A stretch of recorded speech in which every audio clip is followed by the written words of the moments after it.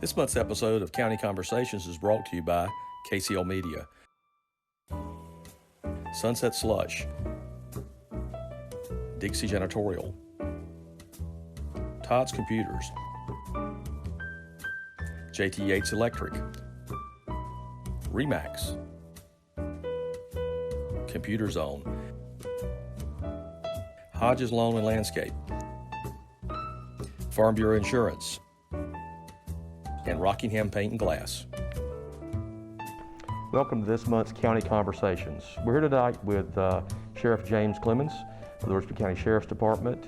And Sheriff, I'd like you to just tell us a little bit about yourself. Where'd you grow up? Where'd you go to school? How long have you been in law enforcement? And what really inspired you to get into law enforcement?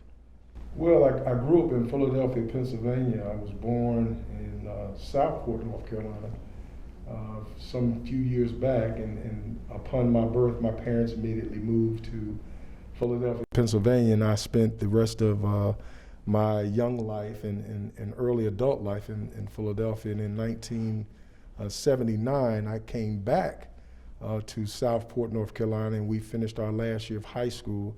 And from there, I received a scholarship to play ball at Livingston College. And that was in 1979. And while working in school and doing things and activities and playing ball, it came to a point where finance became a scenario. So unknowing to me, I took a position at the local prison, Piedmont Correctional Center. And during that stay, I'm working and going to school full time. And that's really where I got my start in law enforcement. My major in college was biology. It was not criminal justice. So in doing so, and getting married in 1985, I transferred from Salisbury, North Carolina, where I was working at Piedmont Correctional Center. And Patricia and I got married and moved to Richmond County. And I started working at Morrison Youth Institution at that time. And in 1986, I received a promotion to go to Pender County, the prison down there, and work for a gentleman by the name of Jack Turlington.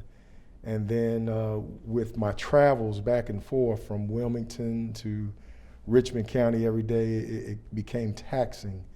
And one day I just had an opportunity to be with some friends, and we sat down and we were talking about my career, and I was telling them about the reasons that I was driving back and forth to Richmond County, and unknown to me, one of them, I believe it was Graham Jenkins. It was Graham Jenkins, Bruce Stanback, Russell Bennett, a few of those that we were in the JCs together, so we were eating lunch at Hudson Brothers, and they said to me, Clem, if you want to move back home, why don't you get a job as a deputy sheriff? Well, I'm a young kid in college, didn't know much about law enforcement, didn't know what a deputy was at the time, and they said, well, look, if you go ahead and tell them you want the job, we'll buy you lunch. So they did it as a joke. The guys did it as a joke. So I said, okay, fine. And as I'm walking down the street, I turned back and I never took the time to say, who is the sheriff? What does he look like? And they all were sticking their head out the door, looking at me going down the street. And they said, oh, you'll know him when you get inside. And when I walked inside of R.W. Goodman Furniture Store, there the sheriff sat on the chair. Unknowing to me, I didn't know who the sheriff, but I figured a man sitting up there with a brim hat and a cigar in his mouth with his leg crossed on the couch, I figured that had to be the sheriff. So I went in there and just doing it as a joke, and I plopped down beside him and I said, hey, Sheriff, my name is James Clemmons and I'm looking for a job.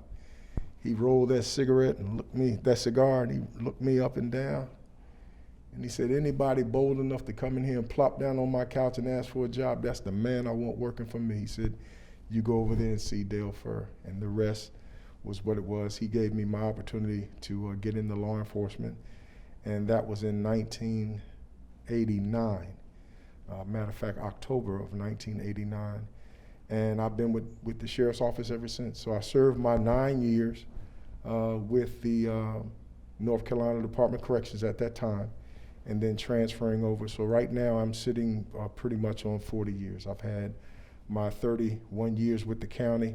I have my 10 years as sheriff, and I have 40 years of experience in law enforcement. I know you have the law enforcement credentials and everything, but do you have any other certificates you hold that you have earned since becoming a deputy sheriff? Well, the basics when coming through the Sheriff's Association, not the Sheriff's Association, but coming through the Sheriff's Office, I came in as a deputy sheriff receiving all the in-service training that we go through, firearms and the different classes and courses that we take. After that, I was promoted up to sergeant, so I went to first line supervision school, understanding the role of a leader and what is expected of a leader in a sheriff's office. And from there, just going into separate training. I was an investigator, so you had to have the skill set to understand how to investigate cases and work with the community and presenting your cases in court. So I have those certificates as an investigator in North Carolina. I also received training in special operations, which is normally talked about as SWAT. I was the commander of SWAT until becoming a major in the Richmond County Sheriff's Office, and when Dale promoted me to major, he had me overall supervising the organization, and then they chose another leader at that particular time. So those are some of the specialized areas and some of the training that I've had throughout my career. And there's so many to talk about. I don't have a list of them, but I'm just thankful that the training is there, being able to deal with issues and also understand how that plays a role in the sheriff's office and in our community. And when you first became sheriff, I know you had some goals in mind for the department, for your deputies. Do you feel like you've met those goals? Yes, I felt that I've met those goals, but the sheriff's office is like any other law enforcement agency, is always revolving. You're always moving to the next level. So my attitude coming in 2010 was to make sure that we had adequate training, that we would continue to move with that training, and that I was not one that was stuck in the past, and I was willing to be proactive and move forward, and I've been able to do that. And I know there are probably still some goals in progress that you're working on, and some that you probably had to revise or rethink as things change. Any of those would like to talk about? Well, you have to look at law enforcement and the way that we police. You have to have a strategy, and our strategy is one of community policing, where we are out there in the community. One thing I can say about Raymond Goodman and Dale Furr, when they were the leaders of the sheriff's office, that our deputies, when people called to the office, they did not say, "Let me speak to a deputy." They said, "Let me speak to Heath Potts. Let me speak to Nathan Grant. Let me speak to Leonard Stokes, Larry Smith, Buddy Miller. Billy Pravat, Larry Bowden, Brian Thorpe." These were the people, Sam Gerald, Harold Napier. These were the people, they knew them by hand. Walter Owens, Greg Bullard. The list goes on and on and on of these officers that have served the sheriff's office over the years, and they were out there in the community, and they did it so well that people knew them by name. And that's one of the things that I'm trying to institute into this sheriff's office, is making sure that we're out in the public, that people know you and know your name. We're building and fostering those relationships to where if people do have issues or people have concerns, they can call you by name. In sort of a nutshell, what changes have you seen in law enforcement over the years since you began? I know there have been a lot of changes. One of them you mentioned was trying to be more involved in the community. Well, some of the changes you see because society changes. And as a law enforcement agency, you have to change with society. You have to work in the community. You have to look at things like implicit bias. You have to look at things like how to de-escalate a scenario or a situation and kind of make it, humanize it. Put yourself in those shoes. And one thing we speak about in the sheriff's office is make sure that you're treating people the same way you would want your family member treated or the way that you would want to be treated. So these are things that we're training with and things that we're looking at, and the technology issues. We're working on several programs to make sure that our technology is up to par, and we're working on that, and that's ever changing. And we're hearing a lot now from a lot of protests going on, which I know we both understand that that's our right to do that, yes. And it should be. You have anything you'd like to say about the protests? Well, we've had our protests in Richmond County. We've also had our our unity marches here, I'm one to believe that having a protest, as long as you take the opportunity to understand why are we protesting, what are your goals of the protest, and are we doing it in a manner that is peaceful to make sure that we get our voices out there and we get our voices heard. And that's the main goal of a protest, is to make sure that that change that you want, you're doing it in a peaceful manner, but you're also letting those leaders know that it's time for that particular change. And during the protest, we keep hearing one thing about defunding the police.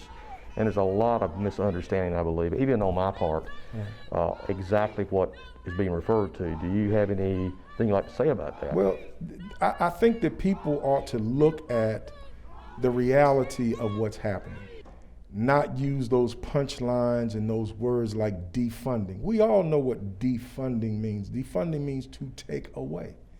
You cannot defund law enforcement officers. You cannot defund the training that they receive. You cannot defund the processes that are put in place. However, you can reallocate funding to put it towards those social programs that are working. I'll give you an example. We deal with mental health issues. Okay, law enforcement officers are put into a pot and having to deal with issues that are way beyond our pay grade. Mental health is not our role. Now, we are there to assist and we are there to help. But as far as taking money from the larger municipalities, and that's where it's really happening in your larger major cities, where they're putting money into these social programs to help better take care of the community. And that's what they are saying that defunding is all about. But when you use defunding rather than allocating funds for these social programs, that's where we get into the weeds of making you understand.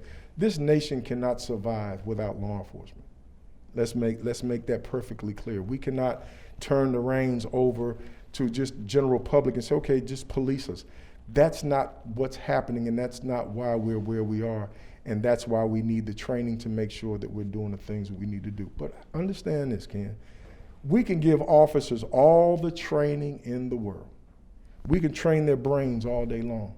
But if we don't know what's in their heart and what they're bringing to the table, we're in a world of hurt. And that's where we need to spend that time to make sure, especially in Richmond County, that we're getting the best officer for the best pay to do the best job to take care of our citizens in Richmond County. Right. What problems do you see in law enforcement field today, and how can they be solved? You've probably answered some of that already, but. Well, to be honest with you, law enforcement today starts at the top. And you can best believe, no matter what agency you work for, where you are, what part of the country you're for, whatever the top is doing, the body will mimic. So if you say that the sheriff or the chief is the head and that the officers are the body, well, whatever the head says and whatever the head does or whatever the head mimics is what the officers will follow. So we need to make sure that we're putting out the right message, the correct message, and making sure that we're holding all of us accountable, from the sheriff and the chief all the way down to the newest officer that we've just hired to put out there in the community. And we also hear another topic about qualified immunity when it comes to police officers in general. Just a little input on that. Well, the qualified immunity police, the part of policing looks at the civil liability side of law enforcement, where if an officer is doing something and an officer is out there in the community, can that officer be held accountable for his or her actions on the civil side? So that's what we're talking about when we get into the qualified immunity piece. Of course, you know, we have the process of coming to court. If you've ever been charged with a crime or accused of a crime, you have that opportunity to have representation in court in the manner in which is available and in the manner in which you choose. But understand this, we don't need two separate law enforcement processes. We don't need two separate judicial processes. The same process that is good for the citizens of our communities should just be the same process that's good for law enforcement officers too. You know, I'm going to ask this, and it's dealing with what we've got on right now in our face, the mask. Mm-hmm. What are your thoughts on mask enforcement? And in general, the fight to combat COVID-19, both in the department and when you interact with the public?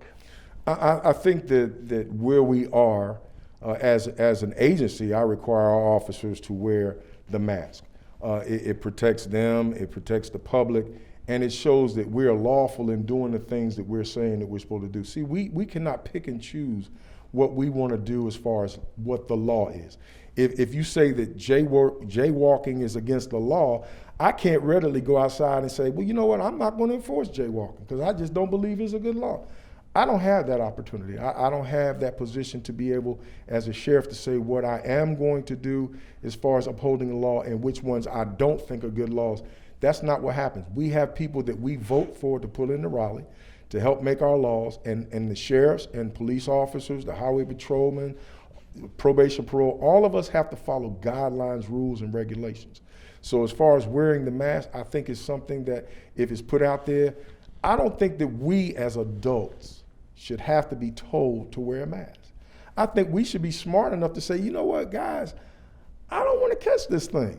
I don't need a grown man to tell me to wear a mask to take care of myself. We should do that automatically, but being that we don't, and being that some people think that it's a hoax, some people say that it's not true, it's all hype, and when we see how many of our family members and friends are dying daily, then that's something we should do.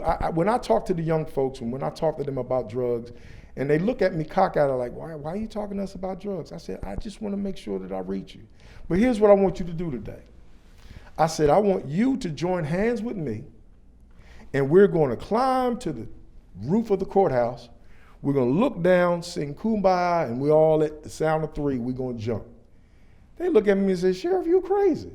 I said, well, if I'm crazy asking you to jump off of a roof, why would you want to put a needle in your arm and pills down your throat? So that's the key. We're intelligent people. We're intelligent beings. We know what's happening out there. We know that people are dying, but it's something about being told what to do by an authoritative person to help keep you safe, help you to follow the law and the rule. And there are always going to be people that are going to dispute it. There are people that's going to debunk it. There are people that's going to say, it's a joke. I'm not doing that. And then they're the very ones that are calling for help. They're the very ones that are being part of the problem and not the part of the solution. A little bit of a lighter note, we've got the 4th coming up, which we're celebrating our nation's birth, so to speak. Yes. And with that comes fireworks, which Yes. are pretty much illegal in North Carolina. They are. Any advice on folks that are handling fireworks during this time as far as safety? I would ask people to do the research on fireworks accidents. And I think we had one on the Outer Banks a few years back where they were attempting, these were pros, and they were attempting to set off fireworks, and some were killed and some were badly hurt and burned. So if our so-called experts are having a hard time handling these fireworks and these explosive devices, what make us think as the regular laypersons in the community that we can handle them too? There's a reason that they call them professionals. There's a reason that they shoot them off in places, and everybody in the community is not asked to set off fireworks. So what I'm asking the citizens of Richmond County is there are fireworks that are good. There are fireworks that are less than lethal, that even if they went off, they wouldn't hurt you. Let's look at those situations and have a good time rather than messing with the M80s and the rocket launchers and things of that nature. We had a tragic accident last year in Richmond County last year involving a young man in our community, and there are folks still suffering behind that today. There are folks that cannot get that sight, cannot get what happened out of their mind, and they need help. They need someone to talk to. They need someone to understand where they are, because there are still people in Richmond County, not just the family. Now the family's devastated. Family is devastated, and you understand why. But there are folks in the community that were there that night, that witnessed what happened that night, and they're suffering today because of it. So I'm asking people in Richmond County, be safe, but be sensible. Good advice. We've had a pretty heavy hiatus on sports at the county level, really across the nation. And I know the Sheriff's Department is heavily involved in security at the high school when we have football games and other sporting events. And what phase of planning are y'all in to return to that if it were to open back up? Well, right now, the ones that are really understanding and knowing what's going on is our school board chairman and members of the school board, and also our school superintendent. I mean, they're on point. I mean, these folks know exactly what's going on. They are the experts when it comes to the schools. Now, we in law enforcement, we're partnering with them. We have had meetings with them to discuss issues and concerns about where we are, what it's going to look like if we have the opportunity to open up. But I mean, they are really doing a fine job, and I tip my hat to Richmond County Schools. Richmond County is probably one of 7 maybe counties in the state of North Carolina that have their own police department. And that was something that they did years ago, and I tip my hat to them. Now, when we go out to the games and we're involved in the games with them, we're there as their support. We're there to support them in the actions of what they're doing, and they've done a superb job. Fantastic. Sheriff Clemmons, I just assumed you were from here, to be honest with you. I've known you so long, Yes, but sir. it turns out that's not the case. And we appreciate you joining us tonight, and appreciate Sheriff Clemmons being here. And if you have a chance, stop by sometime and speak to him on the street. For County Conversations, I'm Kenny Melton.